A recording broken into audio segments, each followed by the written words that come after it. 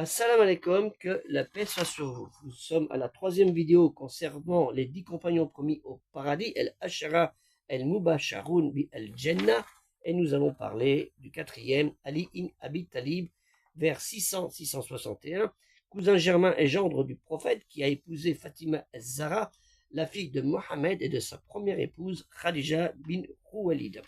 Ali ibn Abi Talib fut le quatrième calife bien-aimé à Rashidoun, de 656 à 661. Selon les sources chiites, Ali ibn Abi Talib est né à l'intérieur de la Kaaba à La Mecque, où il est resté avec sa mère pendant 3 jours. Et ce serait Ali ibn Abi Talib qui, vivant avec la famille dans la maison du prophète, qui aurait été le premier à avoir embrassé la foi du monothéisme pur, l'islam, suivi de Zaïd ibn Harithat, fils adoptif de Mohammed. Ali ibn Abi Talib fait partie des Aou el-Beit, des gens de la maison de la famille du prophète Mohammed, qui tient une place de haut rang dans l'islam. Lors de la rébellion, les Kharijides, les sortant contre Ali, ceux-ci vaincus à la bataille de Nahawan en Irak en 658, décidèrent de venger leur mort et demandèrent à Abdelrahman bin Mujal el-Mouradi d'assassiner dans la grande mosquée de Koufa en Irak Ali ibn Abi Talib, alors qu'il se prosternait pendant la prière d'Al-Fajr, prière du lever du soleil. C'était le 19 Ramadan de l'Hégire, soit le 26 janvier 661. Il décédera dans cette ville 2 jours plus tard, le 28 janvier 661.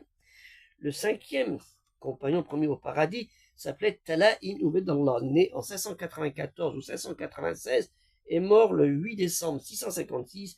Il faisait partie des premiers convertis. Il était un cousin d'Abou Bakr et une des épouses de Talha était une juive de Syrie.